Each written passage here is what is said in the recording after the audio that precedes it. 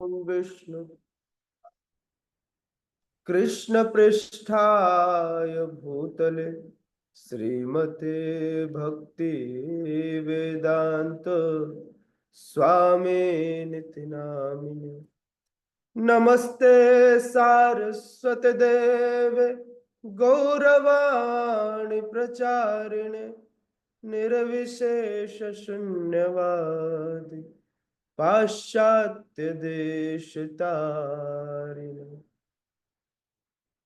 हे कृष्ण करुणा सिंधु दीनबंधु जगतपते गोपेश गोपिका कांत राधा कांत नमोस्तुते तप्त कांचन गौरांगी राधे वृंदावनेश्वरी वृषभानुसुते देवी प्रणमामि हरे प्रिय वाञ्छाकल्पतरुभ्यश्च कृपा सिन्धुभ्यैव च पतितानां पावनेभ्यो वैष्णवेभ्यो नमो नमः। जय श्री कृष्ण चैतन्य प्रभु नित्यानंद श्री अद्वैत गदाधर श्रीवासादि गौर भक्त वृंद हरे कृष्णा कृष्ण कृष्ण कृष्ण हरे हरे हरे राम राम राम हरे हरे।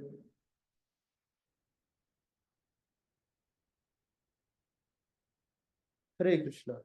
स्वागत है आप सभी का श्रीमद् भगवद गीता के सुबह के सत्र में। आप श्रवण कर रहे हैं भगवत वाणी भगवत गीता। हरे कृष्णा प्रभु जी, धन्यवाद प्रणाम। भगवत गीता अध्याय 13 प्रकृति पुरुष तथा चेतना। श्लोक क्रमांक 19 से आगे की ओर हम श्रवण करेंगे।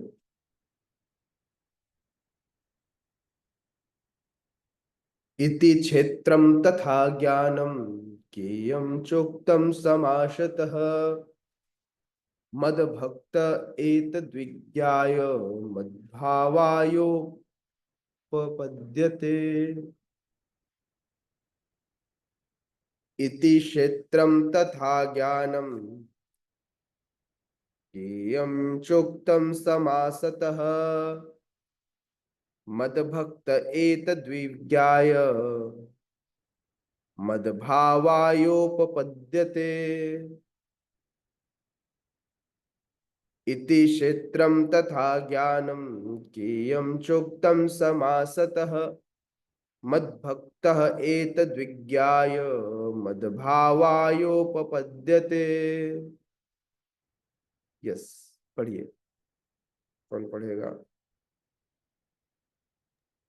हरे कृष्ण प्रभु जी, सादर प्रणाम। पढ़िए माता जी।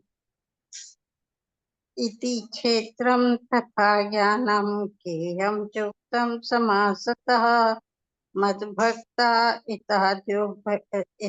मद्भक्ता एतद्विज्ञा मद्भावायोपपद्यते।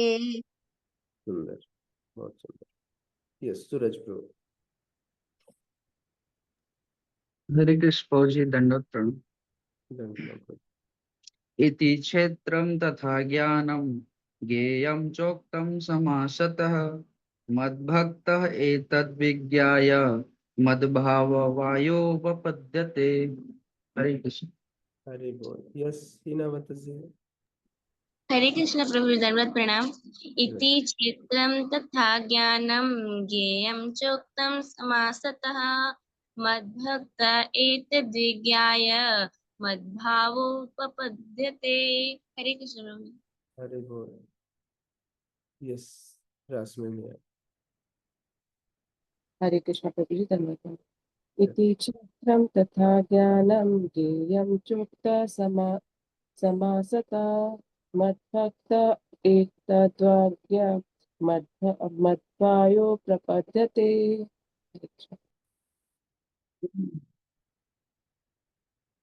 शब्दार्थ, अनुवाद एवं तात्पर्य। हिज डिवाइन ग्रेस अभय चरणारविंद भक्तिवेदांत स्वामी श्रील प्रभुपाद के द्वारा जगत गुरु श्रील प्रभुपाद की जय।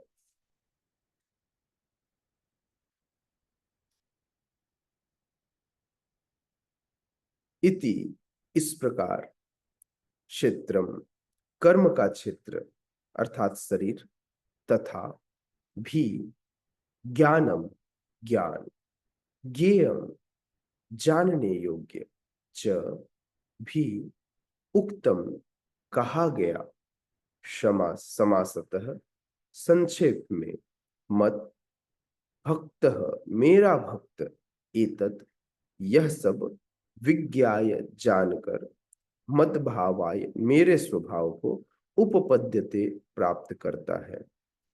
इस प्रकार मैंने कर्म क्षेत्र, ज्ञान तथा ज्ञेय का संक्षेप में वर्णन किया। इसे केवल मेरे भक्त ही पूरी तरह समझ सकते हैं और इस तरह मेरे स्वभाव को प्राप्त होते हैं। यदि कोई व्यक्ति कर्म क्षेत्र अर्थात शरीर को और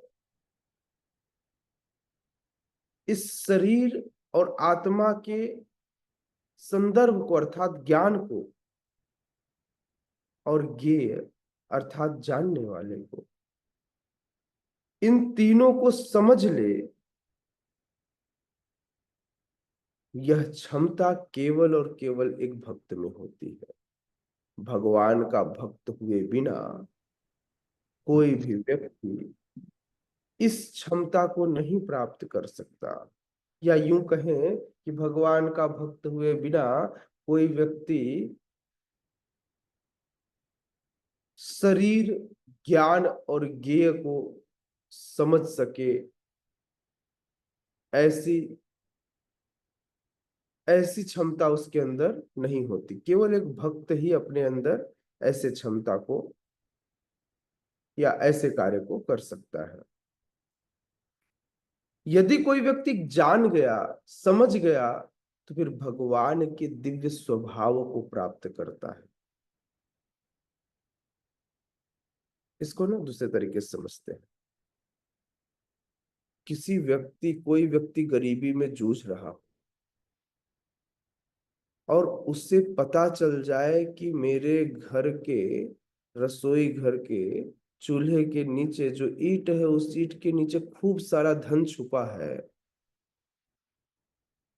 तो क्या करेगा वो? बोलेगा चूल्हे को रहने देते हैं, चूल्हा टूट जाएगा अगर मैं खूब सारा धन निकाल लूंगा तो। ऐसा है क्या? नहीं, वह उस धन को निकालकर अपनी गरीबी मिटाएगा। बिल्कुल उसी तरह से यदि किसी व्यक्ति को यह पता चल जाए कि ज्ञान, ज्ञेय और कर्म क्षेत्र क्या है, तो वह क्यों इस भौतिक जगत में सफर करेगा, क्यों जन्म मृत्यु के चक्र में बार बार पड़ेगा। वह अपने ज्ञान को लेने के बाद तुरंत इस 84 लाख योनियों के चक्कर से बाहर आ जाएगा। इसीलिए भगवान कह रहे हैं, जो व्यक्ति यह जान लेता है वह मेरे स्वभाव को प्राप्त होता है। हम सब अभी भी इसलिए भौतिक रूप से आसक्त रहते हैं क्योंकि कहीं ना कहीं हम अभी भी पूरी तरह से उस ज्ञान को आत्मसात नहीं कर पाए। हम नहीं समझ पाए कि ज्ञेय कौन है। तो इसलिए शिला प्रभुपाद तात्पर्य में लिखते हैं, कहते हैं कि तीन वस्तुएं, ज्ञाता, ज्ञेय और जानने की विधि, इन तीनों को मिलाकर विज्ञान कहा जाता है। किसको किसको? ज्ञाता को, जानने वाले को, जानने की विधि को, और जिसे जाना जाए। सिंपल शब्दों में, जानने वाले को, जिसे जाना जाना है, और किस विधि से जाना जाना है। तीन चीजें हैं, ज्ञाता, ज्ञेय और जानने की विधि। ज्ञाता मतलब जानने वाला, जो जानता है उसे ज्ञाता कहते हैं। कहते हैं ना, कई बार लोग टोंट मारते थे, आप तो बड़े ज्ञानी हैं प्रभु जी, आपको क्या बताएं। हाँ, तो ठीक है, बट ज्ञाता मतलब जानने वाला, है ना। कई बार लोग तारीफ भी करते हैं, प्रभु जी आपसे ही तो सीखा है प्रभु जी, है ना। तो तारीफ भी हो सकती है, मैक्सिमम टाइम लोग टोंट ही मारते हैं, है ना। लेकिन ठीक है, दोनों ही ठीक है, उससे कोई फर्क तो पड़ता नहीं है, डिपेंड करता है आप क्या सोचते हैं। हाँ? तो ज्ञाता मतलब जानने वाला, ज्ञेय मतलब जिसे जाना जाए, जिसे जाना जाए। तो अभी विषय वस्तु क्या है, अभी विषय वस्तु है जीवात्मा और परमात्मा और उसका शरीर। और जिस विधि से जाना जाए, हमारी विधि क्या है, हमारी विधि है भक्ति। हमारी विधि कौन सी है, भक्ति योग। हम बाकी दूसरे योग में भी नहीं जाते। तो इस प्रकार से जब इन तीनों को मिला दिया जाता है तो इसे कहते हैं विज्ञान। हालांकि ज्ञान का कारण कार्य कारणी रूप जो है विज्ञान कहलाता है। फिर से, ज्ञान का कार्य कारणी रूप जो है वह विज्ञान कहलाता है। किंतु कार्यकारिणी बनेगी कैसे, जब पता हो भाई, मैं सूरज प्रभु को कहूं सूरज प्रभु जाओ, तो सूरज प्रभु पूछेंगे कहाँ, डेस्टिनेशन क्या है, कहाँ जाना है प्रभु जी। फिर पूछेंगे प्रभु जी कैसे जाना है ना। और अच्छा बोले प्रभु जी मैं ही जाऊं या किसी और को भेज दूं, तो पता होना चाहिए। ज्ञाता मतलब मैं ही जाऊं या किसी और को भेज दूं, दैट इज ज्ञाता। गे कहाँ जाना है, दैट इज गे, डेस्टिनेशन, है ना, कि कहाँ जाना है। और मतलब वो विषय वस्तु, और किससे जाना है, तो जाने की विधि। ठीक है ना। तो विज्ञान क्या हुआ, विज्ञान इन तीनों को मिलाकर, इस एग्जाम्पल से आप समझ सकते हैं। बिल्कुल उसी तरह से भगवत ज्ञान को कौन समझेगा। डॉक्टर होगा तो वह किसी सर्जरी की, अगर मान लीजिए नूतन माता जी के पास उनका मेडिकल रिपोर्ट आए, आप पढ़ के समझ लेंगे माता जी? नहीं, क्योंकि उसमें मेडिकल टर्म्स है, उसे पढ़कर समझने के लिए डॉक्टर होना चाहिए। डॉक्टर ही रिपोर्ट पढ़, हम रिपोर्ट लेकर भी जाते हैं तो डॉक्टर पढ़कर बताता है, ओह रिपोर्ट में ये लिखा है, मतलब जी आप बिल्कुल ठीक हैं, लाइक दैट, कोई परेशानी नहीं आपको, बस थोड़ा सा कोलेस्ट्रॉल बढ़ा हुआ। अच्छा, डॉक्टर ज्यादा डराते नहीं है, जो डराए वो डॉक्टर नहीं, वो यम के दूत है। डॉक्टर डराते नहीं, डॉक्टर तो हौसला देते हैं। हम्म? तो भगवान को समझने के लिए भगवान का अनन्य भक्त चाहिए। शरीर की बीमारी को समझने के लिए बंदा चाहिए जो मेडिकल टर्म्स को समझता हो, अर्थात डॉक्टर चाहिए। अगर जमीन घर आदि नक्शा देखना तो कुछ अच्छा अच्छा सिविल इंजीनियर चाहिए। अगर आपको बाल कटाना हो तो आप कुक के पास जाओगे, राइट? नहीं, कुक के पास जाओगे खाना बनवाना होगा तब, बाल कटवाना होगा तो आप जाओगे नाई के पास। इसका मतलब ये है कि यदि आपको भगवान को समझना है तो सीरियल नहीं देखनी है कि लगे महाभारत और सीरियल देखने लग गए। अरे वो लोग सीरियल बना रहे हैं जिनको भगवान का भाव भी नहीं आता। यदि भगवान को समझना है तो भगवान के अनन्य भक्तों से श्रवण करनी होगी, सुनना होगा। भगवान के भक्तों द्वारा लिखी गई किताबों को, शास्त्रों को बहुत तल्लीनता के साथ अध्ययन करना होगा, है ना। तो इसलिए शिला प्रभुपाद कहते हैं पूर्ण ज्ञान श्री भगवान के अनन्य भक्तों द्वारा प्रत्यक्षतः समझा जा सकता है। पूर्ण ज्ञान ऐसे नहीं आता। अगर अन्य विधि से आप इसे समझने का प्रयास करेंगे तो यह ठीक नहीं है, वह समर्थ नहीं हो पाएगा।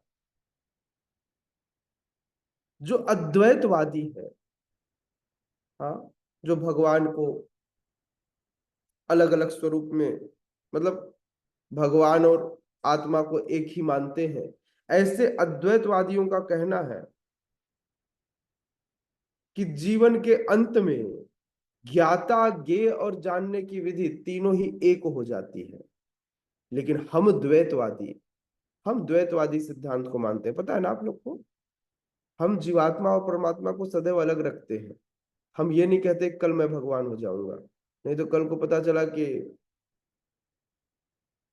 हाँ, विष्णुमाला माता जी सही में जगदम्बा बन के उड़ गई। हाँ, बोले 2 हाथ पहले से था, 6 हाथ और लगाया, उसमें जुड़वा लिया और लगी फिर किसी के ऊपर, हाँ, किसी के ऊपर त्रिशूल, किसी के ऊपर भाला, किसी के ऊपर कुछ लगाने, बोले मैं जगदम्बा। हाँ, सो तात्पर्य ये है कि हमारा सिद्धांत है कि जीवात्मा जीवात्मा है और परमात्मा परमात्मा है। हमारा स्वरूप सदैव भगवान की सेवा का है। जीवेर स्वरूप है नित्य कृष्णदास। इसलिए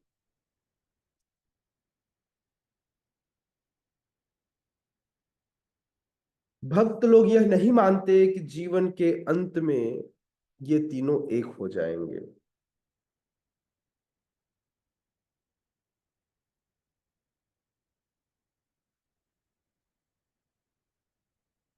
यदि कोई बोले कि प्रभु जी मेरा ज्ञान बढ़ रहा है, ज्ञान बढ़ने की कसौटी यह है कि वह कृष्ण की ओर आकर्षित हो रहा है। यदि कोई अपने ज्ञान को बढ़ाकर कृष्ण से दूर होता जाए या उसका ज्ञान उसे उसके अंदर अहंकार लाता जाए तो वह व्यक्ति ज्ञानी नहीं। ज्ञान मतलब फल, और फल से लदे हुए वृक्ष झुकते हैं, अकड़ते नहीं है। राइट नूतन माता जी?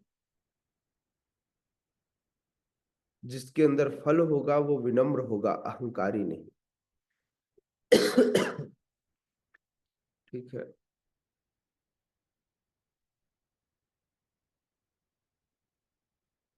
तो ज्ञान और ज्ञान के विकास का अर्थ यह है कि कोई व्यक्ति इस बात को समझ सके कि मैं कृष्ण भावनामृत में हूं।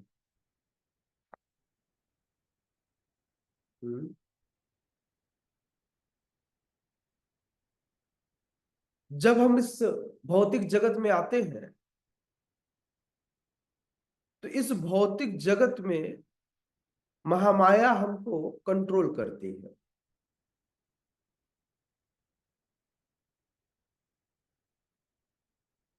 दैवी हिर्षा गुणमयी। अच्छा, ये जो प्रकृति के 3 गुण है ना, जो ये प्रकृति अभी पढ़ेंगे, प्रकृति के 3 गुण भी हम पढ़ेंगे इसके बाद अगले अध्यायों में। तो प्रकृति के जो ये 3 गुण है, ये माया देवी के गुण है। सतोगुण, रजोगुण और तमोगुण। ऐसा नहीं कि सतोगुण बाहर का है। हाँ, सतोगुण इन सब में सबसे ऊपर है। जब सतोगुण में व्यक्ति होता है तो माया देवी फिर उसको कंसेशन देना शुरू कर देती है।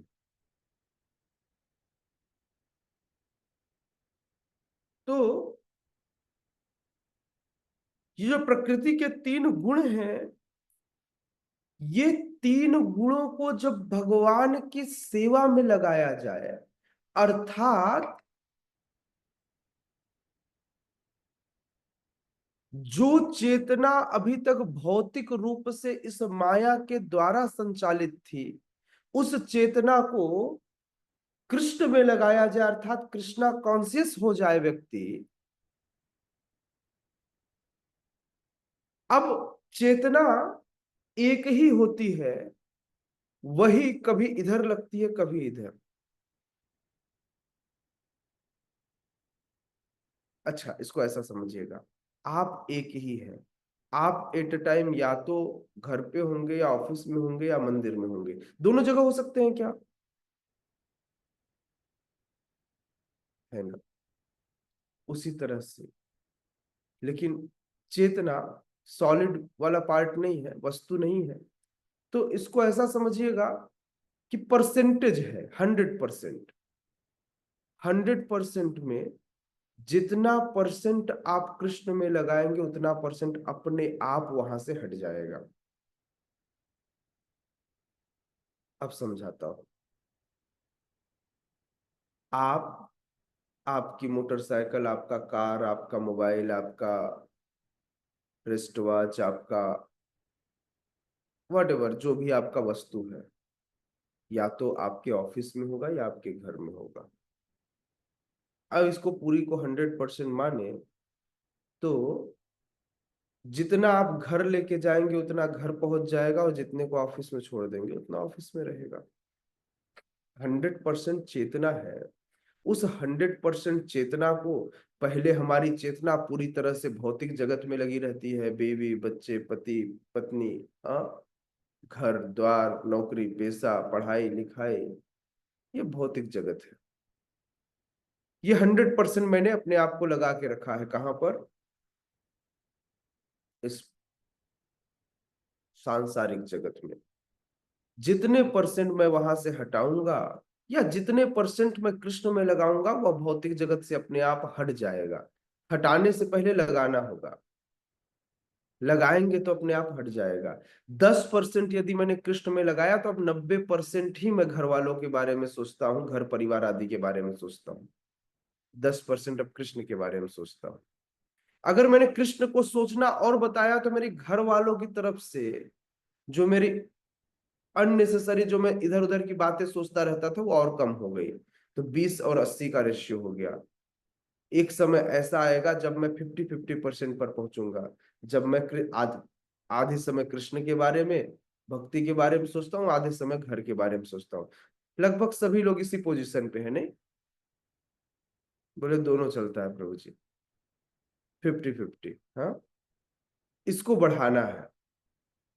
अब कृष्ण के बारे में 60, इधर 40, फिर कृष्ण के बारे में 70, तो मटेरियल वर्ल्ड 30, फिर कृष्ण के बारे में 80, तो इधर 20, 90, 10। एक समय ऐसा आएगा जब 91, 92, 93, 93 7, 94 6, 95 5, 96 4, 97 3, 98 2, 99 1। वाह, 99 में पहुंच गए। 1% में धोखा मत खाइएगा।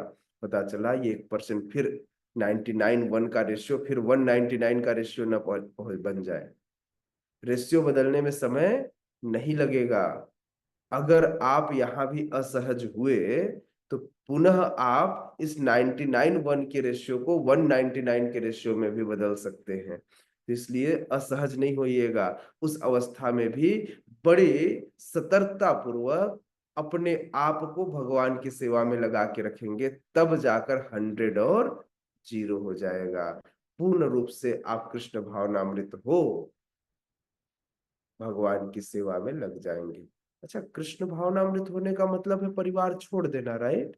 नहीं, न तो परिवार छोड़ना, न कोई और चीज छोड़ना। चेतना जो है, जो गंदी जगह पे लगी हुई है, जो गलत जगह पे लगी हुई है, जिसने गलत विषय वस्तु को सेलेक्ट किया हुआ है, उस चेतना को सही विषय वस्तु में लगाना है।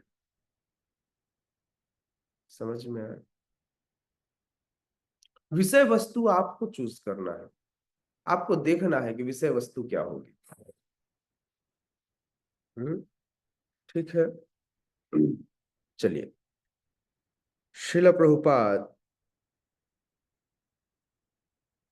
कहते हैं कि अब हम इस सारांश रूप में कह सकते हैं कि श्लोक 6 तथा 7 के महाभूतानि से लेकर चेतनाधृति, हाँ, चेतनाधृति तक भौतिक तत्वों तथा जीवन के लक्षणों की कुछ अभिव्यक्तियों का विश्लेषण हुआ है। ये सब मिलकर शरीर तथा कार्य क्षेत्र का निर्माण करते हैं। शरीर अथवा शरीर को ही कार्य क्षेत्र कहा गया है। और श्लोक क्रमांक 8 से लेकर 12 तक अमानित्वम से लेकर तत्व ज्ञानार्थ दर्शनम तक कार्य क्षेत्र के दोनों ज्ञाताओं आत्मा और परमात्मा के ज्ञान की विधि का वर्णन हुआ है। 13 से 18 इस तरह से 3 भागों में इसमें डिवाइड किया गया। 3 से 7 बताता है, 3 से 7 बताता है कि कार्य क्षेत्र क्या है। हाँ? कार्य क्षेत्र क्या है। 8 से लेकर 12 बताता है कि ये ज्ञाता कौन है। हाँ, 2 प्रकार के ज्ञाता है, एक तो आत्मा और दूसरे परमात्मा। श्लोक क्रमांक 13 से 18 तक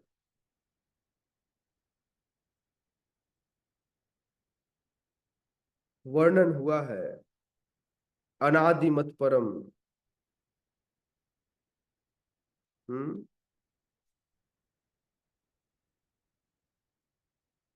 सॉरी, 8 से लेकर 12 तक में वर्णन हुआ है कैसे ज्ञाता को जाना, कैसे शरीर को जाना जाए, है ना, जानने की विधि का। और 13 से लेकर 18 तक में वर्णन हुआ है ज्ञाता कौन है ना, अर्थात आत्मा और परमात्मा का वर्णन हुआ है, विशिष्ट वर्णन हुआ है। इस प्रकार से यह 3 हिस्सों में भगवान ने इसका वर्णन किया। तीनों चीजें हो गई। इसे यदि कोई व्यक्ति समझना चाहता है तो समझने की सबसे प्रॉपर विधि है भक्ति। भक्तों का संग, भक्तों के साथ रह करके इस भक्ति का अभ्यास। क्योंकि भक्तों के संग के बिना कृष्ण को समझ पाना अत्यंत दुष्कर है। बिल्वमंगल ठाकुर कृष्ण को समझना चाहते थे। कृष्ण को जानने की प्रेरणा तो चिंतामणि से मिली, किंतु कृष्ण को जानने की प्रेरणा मिलने के साथ अब कृष्ण को जाने कैसे। तब उन्होंने भक्तों का संग और भक्ति को जानने के लिए अपने आप को वृंदावन मधुबन ले जाना स्वीकार किया। क्योंकि बिना भक्तों के संग के कोई व्यक्ति भगवान को नहीं जान सकता। तो इसलिए भगवान को जानने के लिए, भगवान को समझने के लिए भगवान के भक्तों का संग, भगवान के धाम का संग, भगवान के नाम का संग, भगवान की लीला का संग लेना अत्यंत आवश्यक है। वैसे आप लोग जगन्नाथ जी का संग तो ले ही रहे हैं, जगन्नाथ जी की लीला के साथ। माता जी आप लोग को खूब संग दे रही है, नहीं, जगन्नाथ जी की लीला में। सॉरी माता जी, मैं सुन नहीं पाया। नहीं, मैं रिकॉर्डिंग अवश्य सुन लूंगा। सूरज प्रभु रिकॉर्डिंग कर रहे हैं, तो रिकॉर्डिंग कर रहे हैं तो कृपया यूट्यूब पे लॉन्च कीजिए, हम लोग भी सुन पाए, है ना। प्रभु जी कर तो रहे हैं सूरज प्रभु जी। यस। ऑडियो क्लिप है? नहीं, वीडियो क्लिप नहीं है। जी नहीं प्रभु जी। है, है प्रभु जी, फोन में है मेरे। है ना, हाँ ठीक है, प्लीज लॉन्च कीजिए, है ना। स्पेशल सेशन जगन्नाथ जी का सेशन लॉन्च कीजिएगा। हाँ, उसे जगन्नाथ कथा के नाम से ही लॉन्च कीजिए। ठीक है। तो दूसरे शब्दों में कोई व्यक्ति भगवत गीता को भी समझना चाहे तो भगवत गीता कोई किताबी ज्ञान नहीं है। शब्दों का ज्ञान या संस्कृत के श्लोक नहीं है जिससे कोई संस्कृत का स्कॉलर पढ़ा सके। संस्कृत का बड़ा से बड़ा विद्वानी भी आ जाएगा, बड़ा से बड़ा मतलब बहुत ज्ञानी बहुत विद्वान भी आ जाए, तो भी वह भगवत गीता को नहीं समझ सकता। यदि भगवत गीता समझना है, हो सकता है उसी भगवत गीता को जिसको संस्कृत का एक अक्षर भी ना आता हो वो भी समझा दे, क्योंकि भगवत गीता भक्तों के द्वारा उनके भावों के द्वारा समझा जाता है, न कि शब्द ज्ञान से। तो भगवत गीता को समझने के लिए व्यक्ति को, भगवत गीता को समझने के लिए व्यक्ति को भगवान के भक्तों का संग करना होगा। ज्ञानिनः तत्वदर्शिनः, तत्वदर्शियों के पास जाना होगा।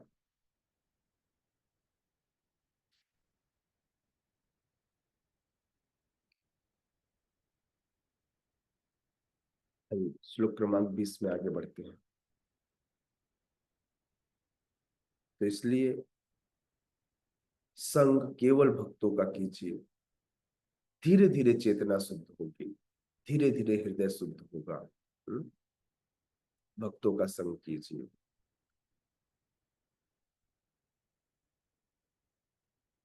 जब आप भक्ति करेंगे ना तो आपकी बहुत सारी परीक्षाएं होंगी। परीक्षा में उत्तीर्ण होइएगा, अनुत्तीर्ण नहीं। परीक्षा में पास होना बहुत आवश्यक है।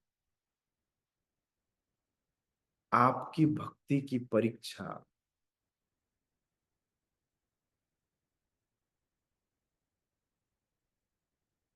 क्योंकि यदि परीक्षा में पास नहीं हुए तो कैसे पता चलेगा कि जीवन भर आपने क्या किया। हमारे प्रैक्टिस से, हमारे जो हम अभी तैयारी कर रहे हैं, हमारे अभ्यास की परीक्षा भगवान बीच बीच में लेते रहते हैं कि आप सही दिशा में चल रहे हैं अथवा नहीं। तो आपके अंदर जो मनोव्यथा आती है, उन मनोव्यथाओं को आपको भगवान की सेवा में लगाना है।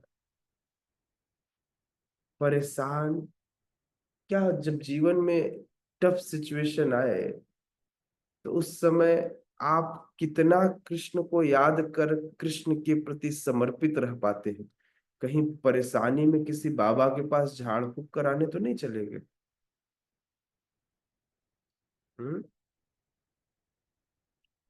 अवश्य रक्षिबे कृष्ण, इस बात का भरोसा होना चाहिए। क्या, इस बात का भरोसा होना चाहिए कि मेरी रक्षा कृष्ण अवश्य करेंगे।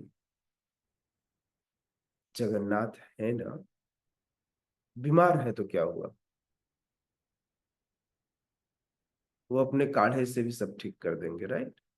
जगन्नाथ तो जगन्नाथ। हम्म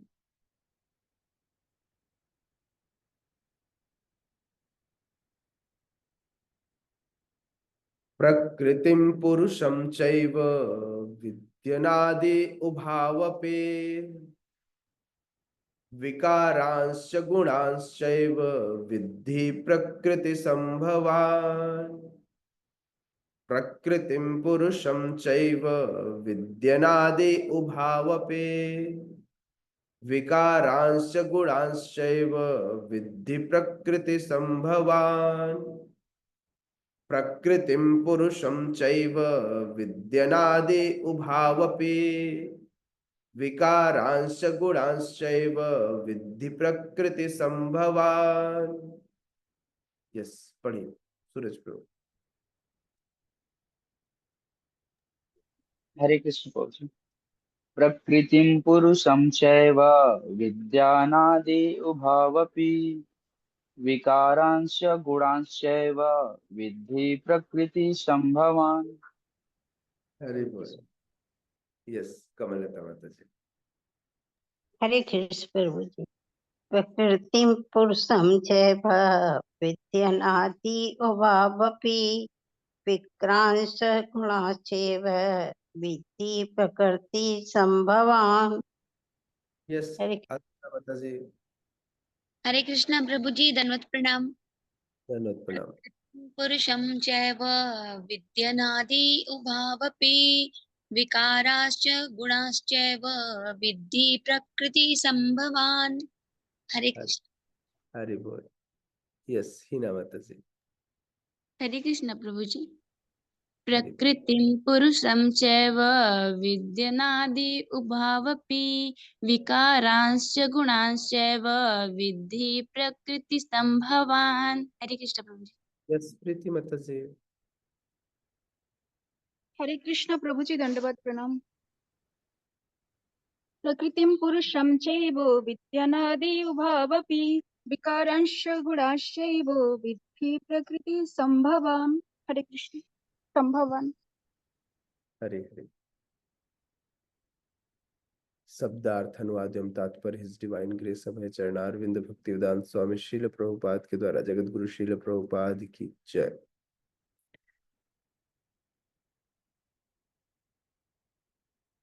भगवान कह रहे हैं प्रकृति तथा जीवों को अनादि समझना चाहिए।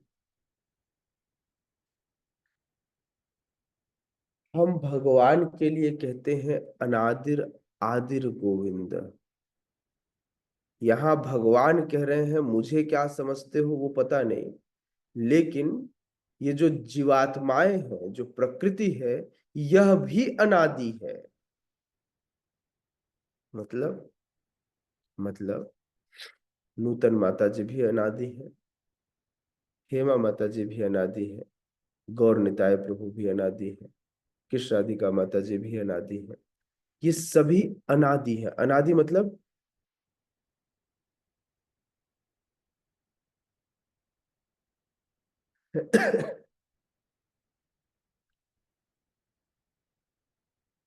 मतलब ये कभी खत्म नहीं होने वाले, ये हमेशा रहने वाले लोग हैं। कृष्ण के लिए ब्रह्मा जी कहते हैं अनादिर आदिर गोविंद, जिनका न तो कोई आदि है न कोई अंत है।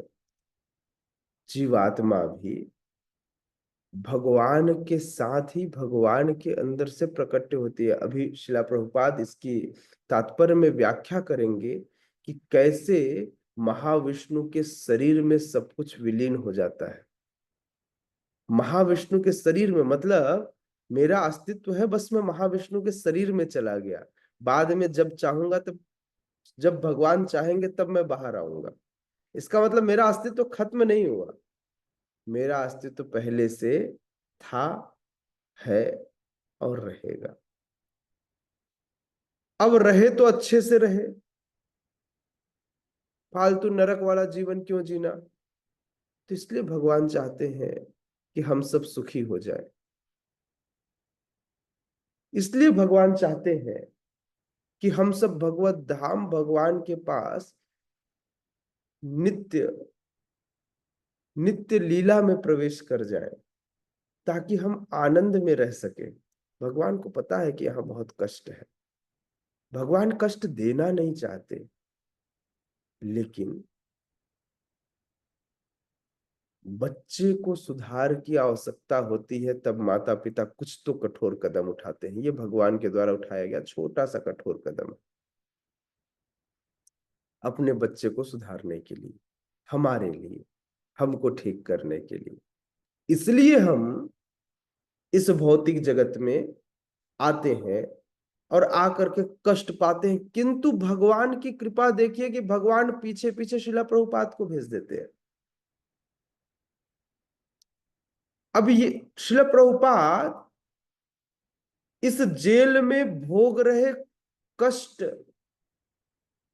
श्रीला प्रभुपाद इस जेल में जो लोग कष्ट भोग रहे, उन सब पर कृपा करके उनको भगवत धाम ले जाने के लिए तैयार हो जाते हैं। यह कृपा है भगवान की। यह कृपा है शिल प्रभुपाद की कि उन्होंने यह जिम्मेदारी स्वीकार की। भगवान ने कहा, उन्होंने कहा ओके। अच्छा, शिला प्रभुपाद यहाँ एक रूप में लीला कर रहे हैं। शिला प्रभुपाद जैसे शिला प्रभुपाद की जब जरूरत होती है कहीं और, तो भगवान उन्हें कहीं और ले जाते हैं। ऐसा नहीं कि शिला प्रभुपाद आज ही लीला करने आए हैं। शिला प्रभुपाद भगवान के नित्य पार्षद है, तो नित्य पार्षद लीला करते रहते हैं। भगवान अपने पार्षदों को ले जाकर ही लीला करते हैं। आप देखेंगे कि भगवान की हर लीला में लगभग लोग फिक्स होते हैं। हाँ, बीच में एक एक दो दो की भर्ती होते रहती है। पुराने लोग कटते नहीं हैं। जैसे एक फिल्म में एक बार वो डॉक्टर बनेगा, फिर पुलिस बनेगा, फिर वही चोर बनेगा, फिर वही वकील बनेगा, फिर वही जज बनेगा। अलग अलग फिल्मों में अलग अलग रोल। इसी तरह से देखिए, एक ही व्यक्ति एक जन्म में राजा होता है, दूसरे जन्म में भिखारी बन जाता है, तीसरे जन्म में राक्षस बनकर पैदा होता है। हाँ, नहीं, अलग अलग लोग। बैकुंठ के नित्य पार्षद, नित्य द्वारपाल जय विजय। वैसे तो 8 द्वारपाल है मूलतः, लेकिन ये 2 द्वारपाल, जय विजय। जय विजय हिरण्यकश्यप हिरण्याक्ष बने, शिशुपाल दंतवक्र बने। अभी शिशुपाल दंतवक्र बनकर आए। बाद में किस रूप में आए? रावण और कुंभकर्ण के रूप में। वही दोनों भाई बाद में इस लीला में जगाई मदाई बन गए। ये तो लगभग एक कैटेगरी हो गई, क्योंकि ये श्रापित थे। लेकिन ऐसे भी होते हैं कि पूर्व जन्म के तपस्वी इस जन्म के राजा हो जाते हैं, जो भगवान की लीला में सहयोग करते हैं। तो आप देखेंगे लगभग पोजीशंस, जो स्थान है, जो पोस्ट है, वो फिक्स है। उन्हीं के द्वारा लीला कराते हैं। नर नारायण में नर बनकर अर्जुन आते हैं, तो यहाँ कृष्ण लीला में अर्जुन सखा बनकर आ जाते हैं।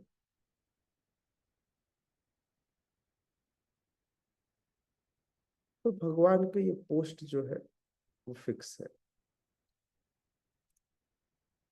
कलयुग में पुनः कृष्ण आए। कलयुग में कृष्ण आए ना?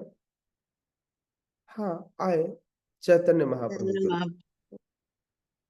उसके बाद फिर से आए। उसके बाद कौन आए? उसके बाद फिर भगवान अपने अंश के रूप में आए। पता है कौन? आपने नाम सुना होगा, आल्हा उदल। सुना है आप लोगों ने?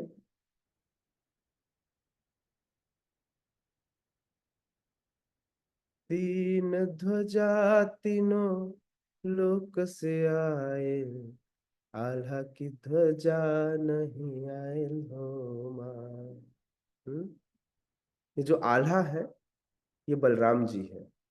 और उदल, उदय सिंह, ये कृष्ण के अवतार है। अवतार है, अवतारी नहीं है। कलयुग में पृथ्वीराज चौहान धृतराष्ट्र है। इसी तरह से खूब सारे पोस्ट हैं, बाद में बताऊंगा, है ना। आते हैं भगवान की लीलाएं करने। भगवान जैसे आप देखेंगे, चैतन्य महाप्रभु के जाने के बाद चैतन्य महाप्रभु फिर से लीला करने आए श्यामानंद प्रभु के रूप में। आते हैं, है ना, फिर से अपने अंश, अपने आवेश के रूप में आते हैं। पूर्ण रूप से नहीं आते, पूर्ण रूप से अपना स्वरूप नहीं रिवील करते, लेकिन आते हैं, है ना।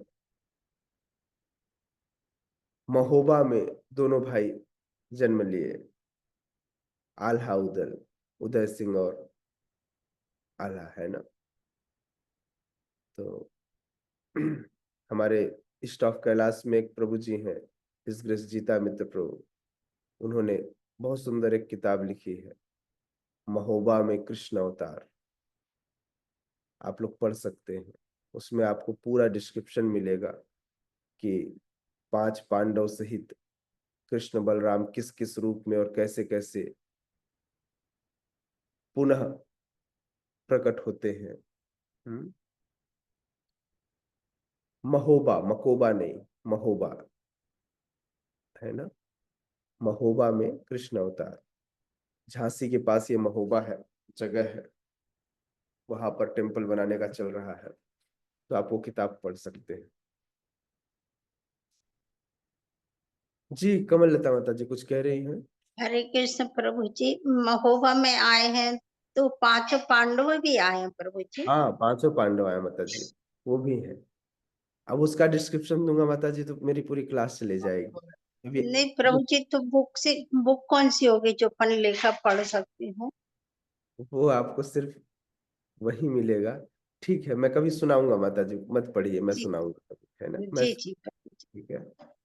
जी जी। जब उदय सिंह आए थे तो उस समय के युद्ध में भी बहुत विस्तार होता था, और मतलब सामान्य युद्ध नहीं होते थे। भगवान ने बहुत अच्छी अच्छी लीलाएं की हैं।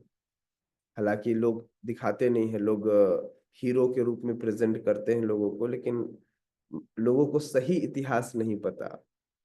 परेशानी यह है कि इतिहास लोगों को नहीं पता, है ना, क्योंकि कोई सही व्यक्ति रहा नहीं चीजें करने वाला। हर व्यक्ति बीच में कहीं ना कहीं लूप होल्स में फंस जाता है, नहीं। चलिए आगे बढ़ते हैं। शिला प्रभुपाद लिखते हैं कि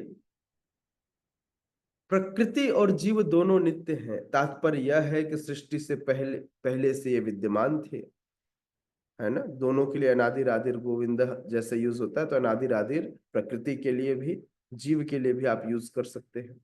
यह भौतिक अभिव्यक्ति परमेश्वर की शक्ति से है, और उसी प्रकार जीव भी है, किंतु जीव श्रेष्ठ शक्ति है। जीव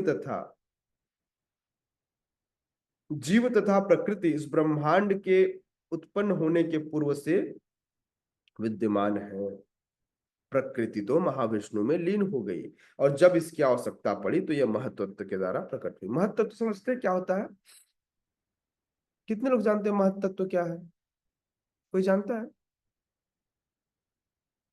महत्त्व? जी रासमी माता जी बताएंगे महत्त्व। पता है प्रभु जी, पर प्रॉपर मुझे मतलब ये है प्रॉब्लम, मतलब समझा नहीं पाऊंगी ऐसे। ओके।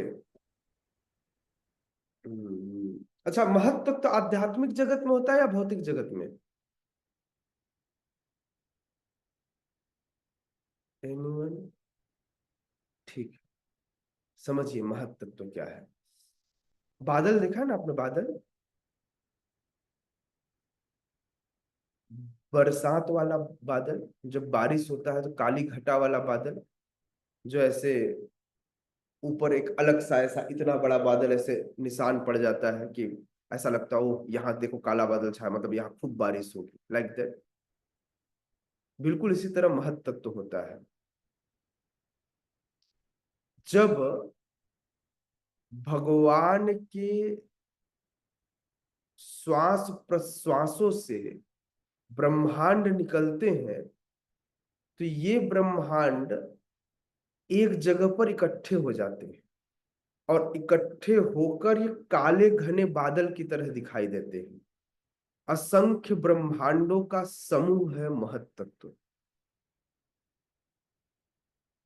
मटेरियल वर्ल्ड में भगवान के श्वास प्रश्वास से जब ब्रह्मांड निकलते हैं, तो वो एक जगह पर ऐसे निकल करके इकट्ठा हो जाते हैं और आपस में जमा हो जाते हैं, तो ऐसा लगता है कि ये बादल जैसे दिखाई दे रहे हैं। अगर आप इस जगह पर अपने जगह पर खड़े होकर आप आकाश की ओर निहारें, तो आपको काले काले बादल, जो बादल के अलग अलग ऐसे छटाएं दिखाई देंगी, उन छटाओं में एक छटा जो है ऐसे महत्त्व है। वो महत्त्व नहीं है, बादल जैसे, मैं सिर्फ एग्जांपल दे रहा हूं, है ना। महत्त्व मतलब ब्रह्मांडों का समूह ऐसा दिखाई देता है मटेरियल वर्ल्ड में। तो बोले प्रभु जी कौन देख पाएगा? बाकी इस ब्रह्मांड में जो आप जब त्रिगुणातीत आप हो जाएंगे, अर्थात तीन गुणों से बाहर निकल करके जब आप चीजों को ऑब्जर्व करेंगे तो आपको चीजें दिखाई देंगी, ऐसे नहीं दिखाई देंगी, है ना। ठीक है, तो इसी को प्रकृति कहा जाता है ना। प्रकृति, जीव तथा प्रकृति, जीव तथा प्रकृति इस ब्रह्मांड के उत्पन्न होने के पूर्व से विद्यमान है। प्रकृति तो महाविष्णु में लीन हो गई और जब इसकी आवश्यकता पड़ी तो यह महत्त्व के द्वारा प्रकट हुई। इसी प्रकार से जीव भी उनके भीतर रहते हैं, है ना। उसी ब्रह्मांड के भीतर जीव भी सुप्तावस्था में रहते हैं। इसी प्रकार जीव भी उनके भीतर रहते हैं और चूंकि वे बद्ध हैं अतएव परमेश्वर की सेवा करने से विमुख है। तो ये वे लोग हैं, कौन इस ब्रह्मांड के भीतर जीव रहते हैं?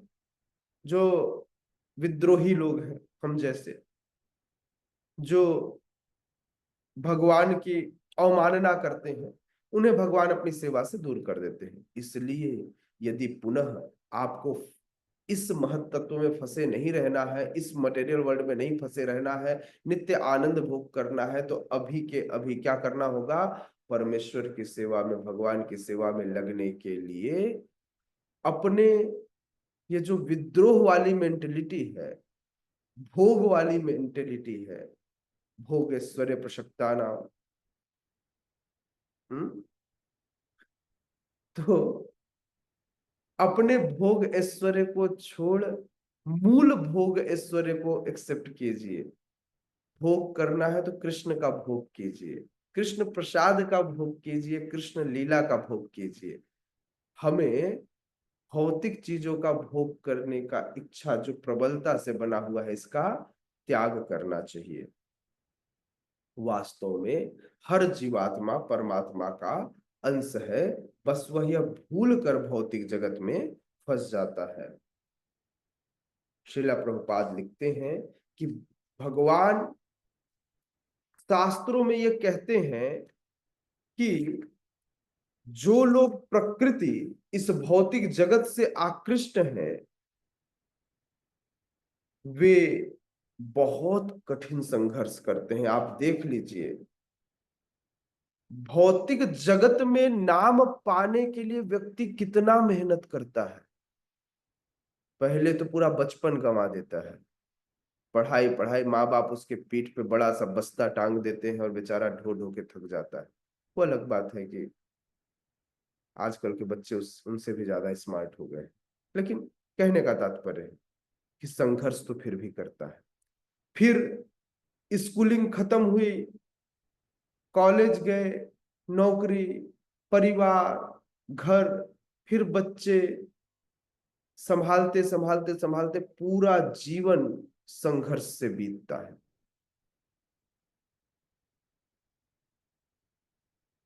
जीवन में आने वाली जो एक कठिनाई है, ये विकार है, यह प्रकृति के तीन गुणों के ही उपज है, जो कि जेल में मिलने वाले वेराइटीज ऑफ कष्ट हैं। अलग अलग प्रकार के हम कष्ट भोग रहे हैं इस जेल में, तो इसलिए लोगों को अलग अलग प्रकार के कारावास में डाला जाता है। किसी को काला पानी, जेल सबको होती है, किसी को काला पानी, किसी को थोड़ी सुविधा, किसी को कम सुविधा, किसी को ज्यादा सुविधा, डिपेंड करता है आप किस प्रकार के कैदी हैं।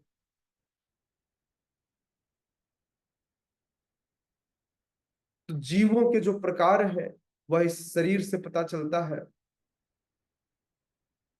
आत्मा तो समस्त जीवों की सच्चिदानंद है, केवल शरीर ही बदलता है, डिपेंड करता है कि आपको कौन से जेल में किस प्रकार का कष्ट दिया जाना है। ठीक है, तो इस प्रकार से आपके शरीर आपको बताएंगे कि आपका कष्ट कितना होगा। Thank you so much. Hare Krishna. जगत गुरु श्रील प्रभुपाद की जय। कोई क्वेश्चन है? No question. ओके, प्रीति माता जी। जी हरे कृष्णा प्रभु जी, दंडवत प्रणाम। प्रभु जी, इससे पहले एक बार जब आप क्लास लिए थे ना, तो उसमें एक प्रश्न किए थे, जैसे कि भगवान मेरे ही भक्त बनने को क्यों कहते हैं, जैसे मन मना भव मद भक्त। तो मैं उस चीज का उत्तर दे रही थी प्रभु जी। तो उस समय ना भूल से, गलती से मैं ये बोल रही थी कि जैसे भगवान बताते हैं ना, जैसे कि मेन मेन चीज के बारे में, जिसमें भगवान होते हैं, जिसके थ्रू कि हम उनको हमेशा याद कर सके। मतलब वैसे तो हर चीज में भगवान होते हैं, परंतु उतना बताने लग जाएंगे तो समय ही तो कम पड़ जाएगा। तो भगवान मेन मेन चीजों को बताते हैं। तो ये जो बताए थे भगवान, श्री भगवान के ऐश्वर्य नामक अध्याय में बताए थे। तो मेरे दिमाग में तो था, परंतु जल्दबाजी में ना मैं ये बोल रही थी कि विराट रूप में बताए थे। तो प्रभु जी वही मिस्टेक हो गया था। तो मैं बाद में जब ध्यान में आया ना, तो बार बार वही चीज मतलब खाली पीड़ा दे रही थी कि कैसे करना चाहिए करके। मैं नीचे कमेंट्स में लिख दूं क्या कि मैं गलती से बोली थी ऐसे करके, मतलब मन में था पर मुंह से निकल गया था प्रभु जी। कोई बात नहीं माता जी। और प्रभु जी, एक बार और ऐसे हुआ था कि जिसमें जैसे दिव्य ज्ञान अध्याय में भगवान बताते हैं ना कि वही परमात्मा है, हम आत्मा है। तो वही जल्दबाजी में मैं ये बोल दी थी कि भगवान आत्मा है, हम परमात्मा है। तो ऐसे छोटे छोटे मिस्टेक्स हो जाते हैं प्रभु जी। तो वही चीज है कि बात अच्छी बात है। एक भक्त एक गीत गा रहे थे, जिस गीत का मतलब था कि भगवान आपकी नजर मेरे चरण कमलों में लगे रहते, भगवान सदैव उनके चरण कमलों को देखते रहते थे। तो आप जैसा बोलेंगे, भक्त लोग जो कहते हैं भगवान मान लेते हैं, कोई परेशानी नहीं है। आप जैसा कहेंगे वैसा भगवान स्वीकार कर लेंगे, क्योंकि आप भगवान की सेवक है ना। तो कोई इशू नहीं है, ठीक है। भक्तों की वाणी भगवान सहन करते हैं और बिल्कुल उसके अनुरूप ही कार्य करते हैं, है ना। जी प्रभु जी, मटेरियल लाइफ में भी वैसे ही होता है। जैसे कुछ गलती से बोल देती हूँ ना, तो वो चीज मुझे, जब तक मैं दोबारा से उस चीज के बारे में उनको ना बोलूँ, तो मुझे बार बार वही चीज एकदम से दिमाग में आकर के परेशान करने लगता है। हाँ, भक्तों की वाणी जो है वो बहुत स्पेसिफिक है। बिल्कुल आप जो कहेंगे वो लागू कर देंगे भगवान, यही भगवान की विशेष कृपा है ना। हमको बहुत सोच समझ के बोलना चाहिए। बोलने से पहले हमको 1000 बार सोचना चाहिए कि हम किसी के बारे में कोई गलत बात न कहें। मैं उस दिन हमारी हेमा माता जी को मैं कह रहा था कि आप कहोगे तो लोग तो ऐसे ही मर जाएंगे, है ना। तो इसलिए भक्तों को बहुत संयमशील होना चाहिए, क्योंकि हमारे बातों को कृष्ण तुरंत लागू करते हैं। तो इसलिए हमें अपने शब्दों पर, विशेषकर जब किसी को, मतलब अपने शब्दों से, अपने वचन से किसी को कर्ष नहीं करना चाहिए किसी भी तरह से, क्योंकि भगवान हमारी बातों को बहुत फास्ट सुनते हैं। तो इसलिए हमें प्रयास करना चाहिए कि हम लोगों के बारे में जितना अच्छा सोच सकें उतना अच्छा सोचें। और अपने अंदर, क्योंकि बदलाव अपने अंदर चाहिए, दूसरों के अंदर नहीं। दूसरों के अंदर बदलाव तो कृष्णा कर ही लेंगे, है ना। Thank you. थैंक यू जी माता जी। प्रभु जी, धन्यवाद आपको। हरे असिता कृष्ण। माता जी। हरे कृष्णा प्रभु जी। यस प्रभु जी ये कह रहे हैं कि यदि कोई कष्ट में है भौतिक जगत में और हमसे परिचित है, और तो क्या हम उसको गीता पढ़ने का अ, उसको रेफरेंस दे सकते हैं हाँ हाँ, क्यों क्या? नहीं, बिल्कुल जी, बिल्कुल बिल्कुल। क्योंकि यस, वो समझ ऐसे। रहा हूँ। जी, हाँ, कुछ सॉरी। सॉरी सॉरी जी, बोलिए मैया। जी, नहीं प्रभु जी यही कह रहे थे, मतलब कि वो हमारी बातों को मानता है, तो भगवत धाम जाने के लिए तो ये चीज आ, हम समझते हैं। तो क्या इस वास्तविक जगह पे भी वो भक्त इस चीज को फील कर पाएगा जिसको हम रेफरेंस देंगे ऐसे? हाँ बिल्कुल, बिल्कुल कर पाएगा। आपकी कृपा पर डिपेंड करेगा, आप कितना कृपा देना चाहते हैं। बिल्कुल वो फील कर पाएगा, विशेषकर जो कष्ट में होगा वो जरूर फील करेगा।